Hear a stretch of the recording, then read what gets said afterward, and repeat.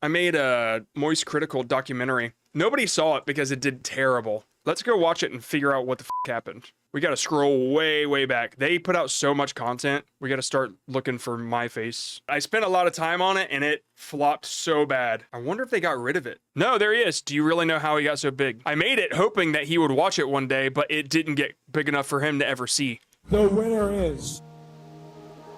The editing, I remember thinking this is awesome. So let's see.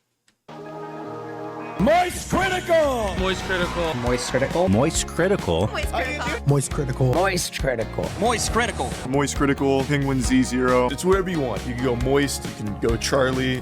I'm fine with anything. Whatever you want to call him, the man is a legend on YouTube. And as a YouTube advice channel, no matter what we're covering, we always seem to get the same comments. What about Moist Cr1tikal? He doesn't put effort into his edits. He doesn't care about his thumbnails. All he does is just sit there and talk.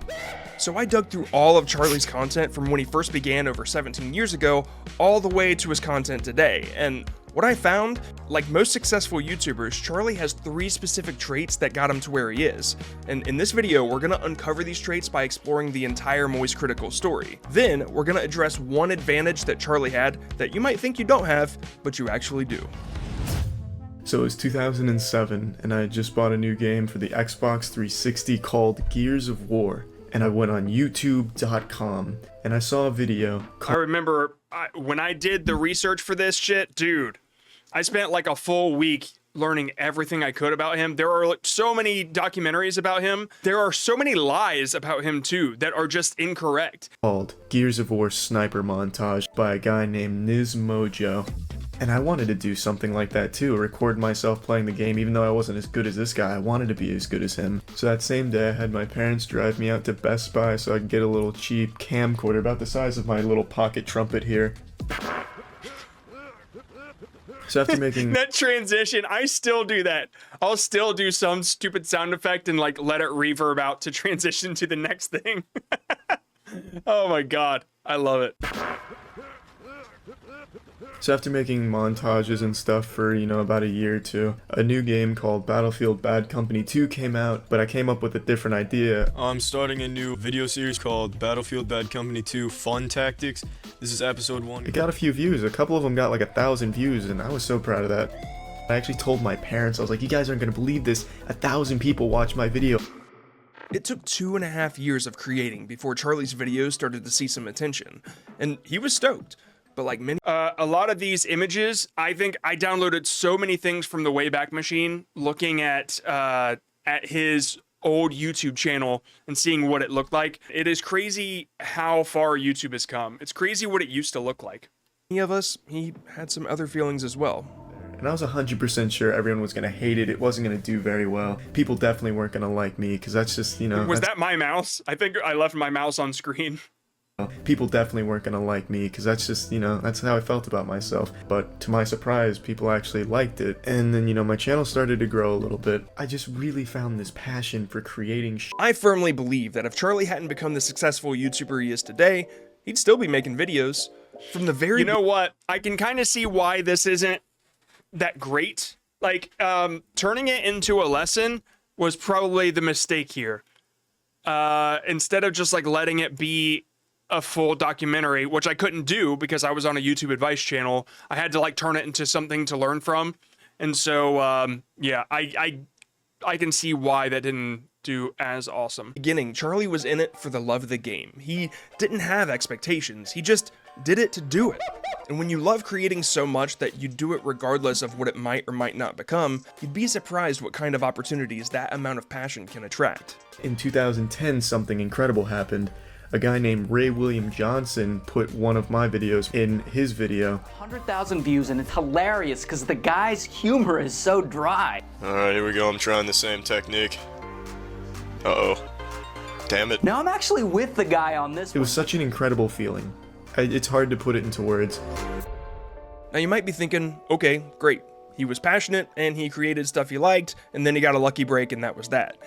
But you don't get to his level of success on passion alone. And then in 2012, I completely lost the passion for making videos, but I still did because I know people expected them and wanted them from. You can do a documentary on your... Yeah, I can now. Sorry, something caught my attention. I'm trying to figure out what the fuck it was. What is this thing back here? I see tripod. What the hell could that be? Oh, it's a gimbal. Oh yeah, it's a motorized gimbal. Okay, never mind. I never use that thing, so it's over in storage now. 2012, I completely lost the passion for making videos, but I still did because I know people expected them and wanted them from me, so I forced myself to make videos. Alright, I'm done playing this. Subscribe if you want to see videos similar to this one. See ya. It was just a chore for me, a hassle. Charlie was struggling with so much that he just didn't like creating anymore, but he never stopped. And I think that was the catalyst to his YouTube success, because through some of those videos that he pushed himself to create, something unexpected started to happen. I really am very shy. I don't talk to... You know, even watching myself, like, that was only almost 2 years ago. Like, the delivery of the way that I say things, I can see how fake it is. It's not like I wouldn't deliver it, but I can see that was probably my 10th take doing that, because of the way that I just want it to be perfect. Like, I needed it to be perfect back then. And you guys probably can't feel it, but like I can see when I'm natural and when I'm not. And it took a long time for me to learn that I just needed to put some bullet points on a screen and go for it. Because like, I know that anytime that I would edit myself when I was just talking or ranting, I always got the best stuff. But when it was like word for word from a script, it always felt forced. I'm so glad I got over that. I'm so glad I don't do that now. That often. I am always worried about my health. Well, I'm still unemployed to this day, and that situation isn't improving anytime soon. I've hit rock bottom and I'm at the... Dude, when I went through this, I watched all those videos, like, fully, and it gave me this whole different perspective of YouTube, of, like, what it should be, and faceless creators. Like, I had an attitude about faceless creators for a long time, but because of slop, but it's not about that, right? Faceless doesn't mean slop. Faceless, there are so many great faceless creators. I miss this part of YouTube. This part of YouTube is so cool, and it happened before I ever even took part in YouTube. I was busy playing music and stuff. Lowest point in my life, but I'm trying to be optimistic because my girlfriend broke up with me and it really hurts. My obsessive compulsive disorder was just spiraling out of control and really negatively affecting my quality. By the way, I think this Charlie's hair here, I think that looks the most badass. I think Charlie looks the most badass with this haircut. I always have. I'm not saying that he should cut his hair or anything, because like his whole brand is what he looks like now, but he just looks like, I don't know, he looks like a skateboarder, rock star. Life. He was so transparent with everything that he was going through that he unintentionally gave the viewers someone they could genuinely connect to. And so when he needed them, they were there. And a lot of you reached out to me and sent me really sweet messages and offered your support, and I managed to pretty much get rid of my OCD for the most part. I don't really... And when things got better, he was there for them. This is for anyone out there that has obsessive compulsive disorder, and I hope I can help you out a little bit. What Charlie lacked in passion, he made up for with a different trait. A trait that would... There's something so special that happens when there's no ego or expectation involved in creating content. Just like the ability to connect to one person matters so much, and we get so lost along the way. We get so lost in creating that we just need to connect to more and more people, and the more and more people that we connect to, the less that connection means. And when I go back and I watch Charlie do something like that, I'm just like, damn, that's really what it's all about.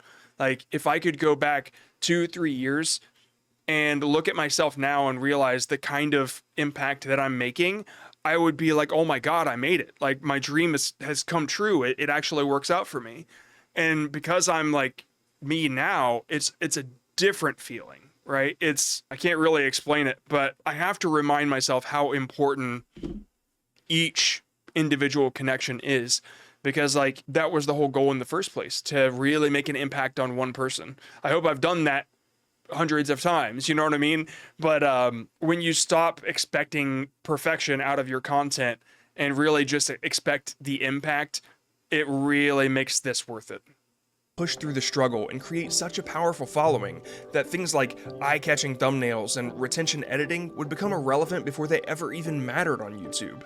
I don't hate myself anymore. I started working out really hard, got a body that I was happy with, started to change my outlook on things, and just... No matter what he was going through, he kept coming back, and so did the viewers. And eventually, something else came back too. And then I started to find that passion again for creating things, playing shit games, and then branching out and making new things. That Charlie, that short hair, first time on camera Charlie that's been telling the story so far, that was him 7 years ago. And what he just said holds more true now than it ever has.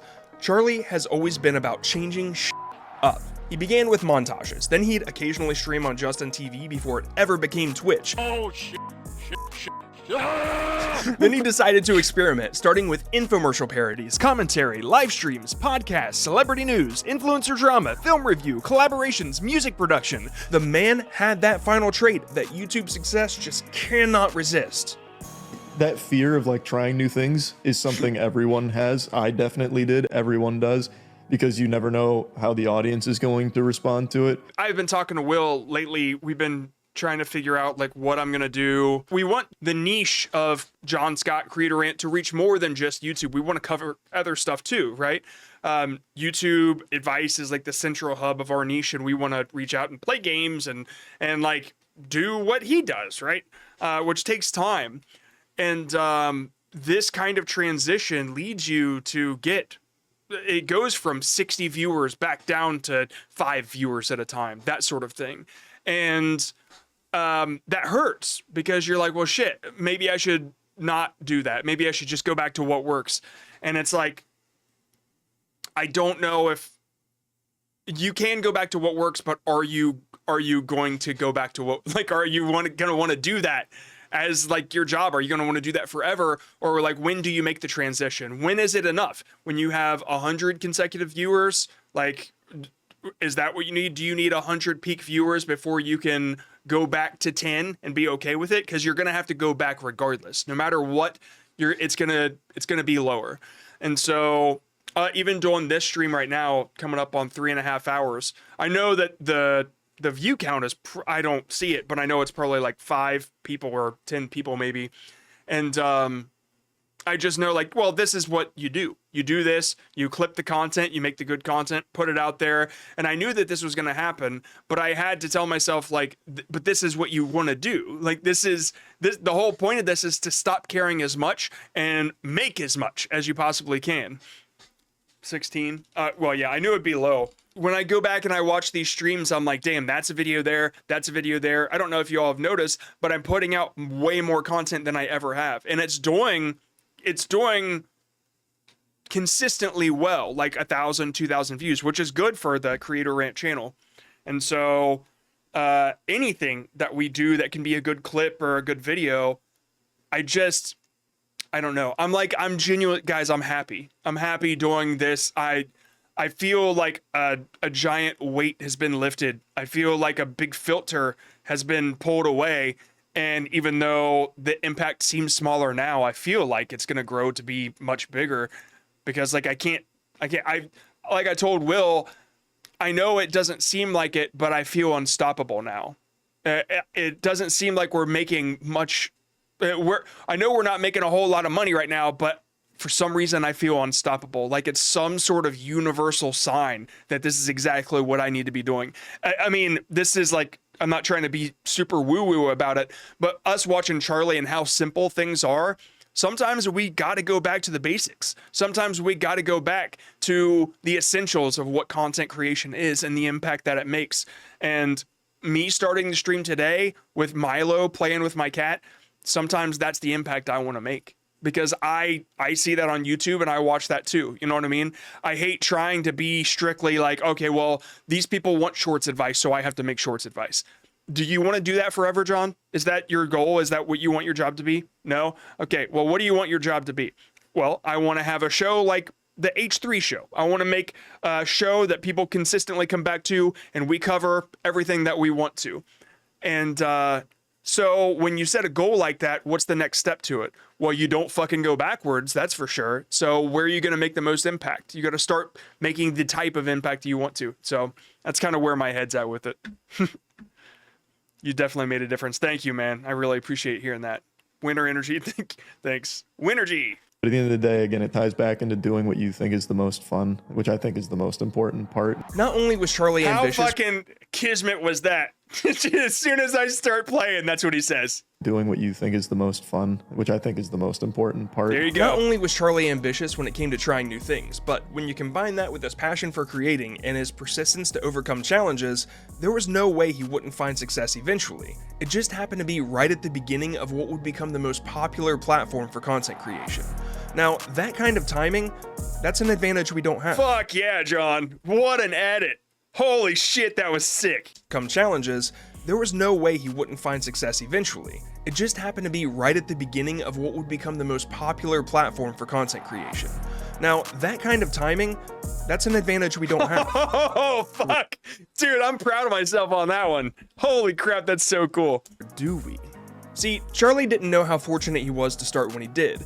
Just like we don't know how fortunate we might be to start today. For example, in a few years, you could be saying something like this. I'm so glad I started when AI was taking over the content creation space and people got sick of seeing it everywhere, so they started looking for human connection and my channel was ready. I really got in at the right time. That's just an example. Anything can happen. One thing's for sure though, content creation is not going anywhere. Even just the skills you learn by making content are enough to create life-changing opportunities. There's definitely a future where you'll be glad you started. So with that in mind, I guess the only thing to do now is create. And if you don't know where to begin, might I suggest checking this video out right here. Future you will thank you. That's funny, man. That's funny.